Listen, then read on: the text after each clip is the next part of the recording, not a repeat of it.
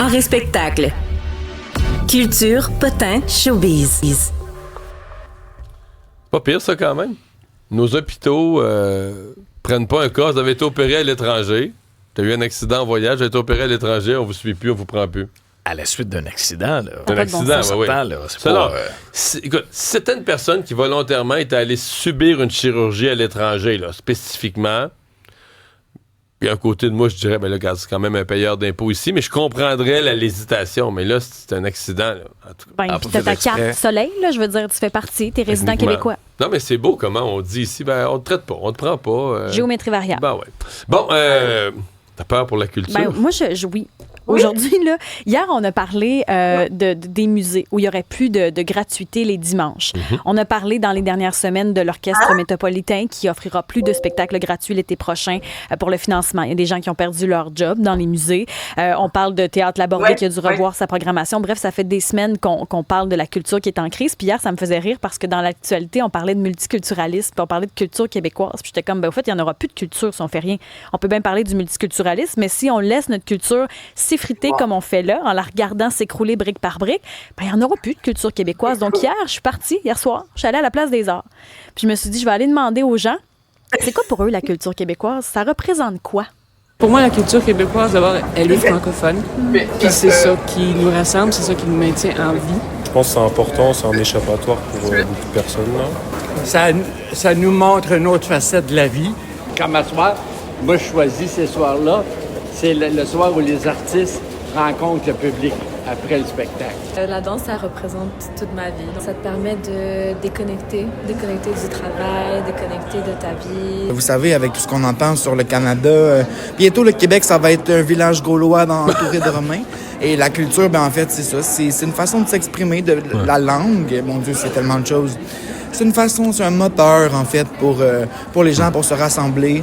C'est un moteur pour faire vivre des émotions. Je m'excuse si je le cite mal, mais Boucard Diouf qui disait que d'être québécois, ben, c'est beaucoup plus que d'être né ici. C'est de voir comment on vit avec la culture, comment on peut s'inspirer. Si je te dis un monde sans culture québécoise, ça te fait vivre quoi? Ça me fait un peu peur. Moi, la culture, là, tu sais, juste à la station, là, combien d'artistes vont parler de Mario Dumont parce qu'ils l'ont vu dans telle circonstance? Il y a plein d'anecdotes, il y a plein d'histoires.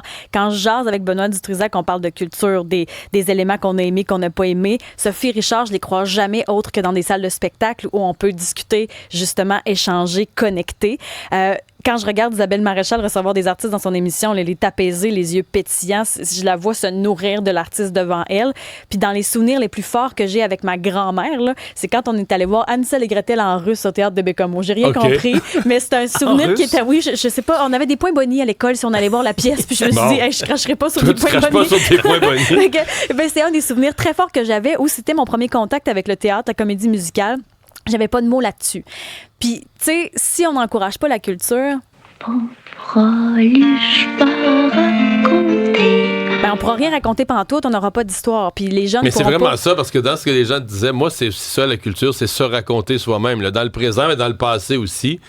Tu sais, c'est se raconter soi-même, là, qui on est dans toutes nos facettes, on n'est pas toutes pareilles, mais c'est la fibre de ce qu'on est en bout de ligne. Sauf que, je veux dire, je peux pas être trop pessimiste, je crois qu'on enlève la gratuité, il y a un contexte budgétaire, mais je veux dire...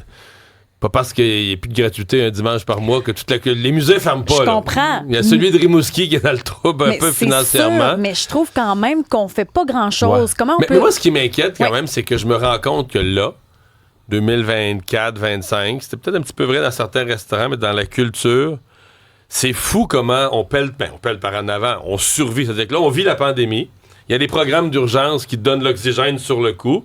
Mais quand même, les musées, tout ça, les salles de spectacle qui ont accumulé des dettes là, pendant la... Regarde les cinémas Gouzeau. Complètement. Pendant la pandémie. Là, la NEP rend des milliers, peut-être encore un peu ses restes de subventions. Finalement, c'est la deuxième puis la troisième année après où là, à un moment donné, t'as tes dettes accumulées. Puis là, t'as misé sur le fait qu'il y aura un retour de la clientèle après. Il y en a eu un. Pas tant. Mais pas fou. C'est revenu à 90%, même pas à 100% d'avant la pandémie, 80-90%. Fait que l'espèce de gros retour de la vague financièrement qui va te remettre à flot, il arrive jamais, là. Fait que t'es pogné là, dans tes dettes, puis il y a beaucoup d'institutions culturelles, je pense, qui l'ont vécu, là, fin 2020. On a l'impression que la pandémie, c'est loin. Non. Mais en termes de... Pour ceux qui font un budget annuel, là, la pandémie, c'est comme les budgets de ces années-ci qui pognent le plein choc. Le gouvernement est plus là, il t'aide plus, les aides de pandémie, c'est fini. Il reste les dettes. Les habitudes ont changé. Alors, il faut se poser la question. Porte est mal fermée. Bon, des Julien Poulin, on pourra plus en pleurer là, parce que si on n'aide pas les théâtres, justement, s'il n'y a pas... exact. Tu vois, oui, mais ça, nos prochaines générations aimeraient ça, peut-être, le rire Julien Poulin. Mais tu parles de prochaine génération. Il y a une question de passation de la connaissance aussi. Oui. Moi, si je me suis beaucoup intéressé à la culture québécoise, parce que j'ai eu des parents qui m'ont fait lire des livres québécois, qui m'ont fait regarder des séries québécoises, qui m'ont fait entendre de la musique québécoise. Si bien qu'aujourd'hui, c'est ancré en moi. Et j'ai pas encore d'enfants, mais il y a des gens autour de moi que j'essaie de les intéresser à des séries de chez nous. Plutôt là, que de se plugger sur Netflix puis écouter une série quelconque américaine, on en fait de la bonne TV ici. Je pense qu'on a tous un devoir aussi. Oui, t'as raison. Ouais. Ça, c'est vraiment... Oui, puis pour la musique aussi, parce que la musique américaine est bien bonne, mais c'est pas les mots, c'est pas notre manique, c'est pas les feux sous la cheminée, c'est pas se raconter avec des mots justes comme l'Amérique pleure ou un saule inconsolable. Quand il y a pas grand-chose dans le ciel à soir, ben on pense à notre gang de malades puis on se demande ils sont dedans où, puis ça nous rend vivantes, comme les chansons de Bob Épine. On jase de toi. Ça se pourrait qu'on jase de toi, mais en anglais, avec une chanson recomposée avec l'intelligence artificielle. Fait que dans ce cas-là, il faudrait refaire notre plaque pour « Je m'en souviens plus » ou « I don't remember ». Bon, ça, c'était mon plaidoyer pour la culture. Il faut trouver des solutions. Il est entendu. Des fraudeurs arrêtés. Mes préférés, j'ai vu l'histoire vite tantôt sur l'alerte. Là. J'ai hâte de t'entendre, mais je sens que je suis déjà de mauvaise humeur. Oui, reste à voir quelle sera la peine. Là. Mais ça bouge dans le domaine policier ce matin. Là.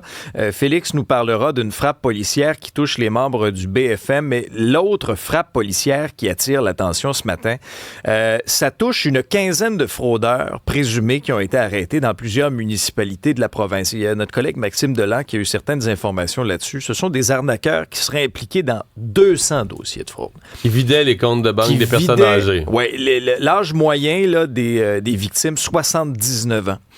214 victimes et la fraude qui s'élèverait à peu près à au moins 1 million de dollars. Donc là, combien de personnes arrêtées? Une quinzaine. Là, il est 7h56. Ouais. Bon. Ils sont amenés au poste, sûrement? Oui. 8h05. Ils sont libérés. T'es généreux. Ça sera pas long.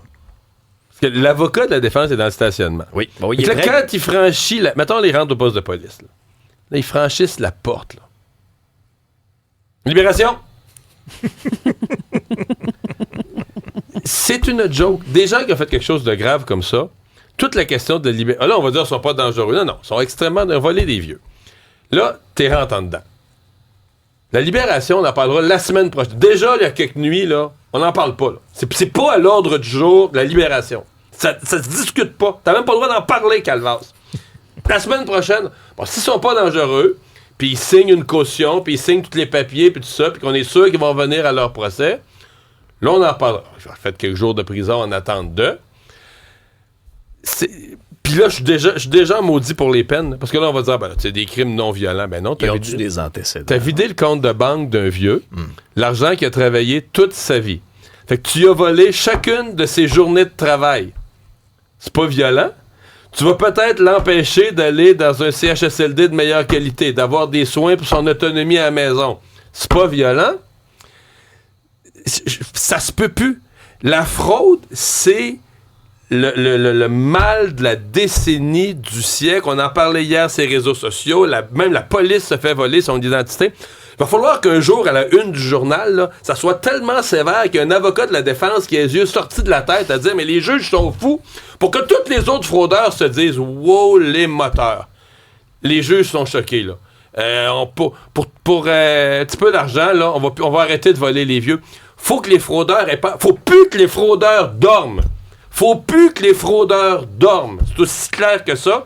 Puis, je suis déjà hors de moi de penser aux peines bonbons que ces gens-là vont avoir. C'est juste des peines bonbons, c'est juste des peines à domicile, c'est juste du rien. Et à un moment donné, il faut se poser la question, pourquoi ça fraude de même? C'est rendu que nos personnes âgées ont peur de répondre au téléphone, c'est peut-être une fraude. Même mes parents, là, ont peur d'un courriel, ont peur... Parce que c'est la multitude des bandits, tu comprends, c'est des lignes de pêche, là, c'est comme les lacs, le festival de la pêche. Là. Ils pêchent à la dynamite. C'est encore ça, là. C'est encore une fraude de faux représentants. C'est une des arnaques les plus populaires, c'est toujours ça. Tu te fais passer pour, par exemple, un représentant d'une institution financière. Tu dis à la personne, vous avez été fraudé, on va venir chercher votre carte. La fraude inversée. Là. Tu dis aux gens qui ont été fraudés, on va aller chercher... on va venir chercher votre carte, mais oubliez pas de mettre votre NIP dans l'enveloppe. Hey! 1 million. Excusez-moi. Non, mais...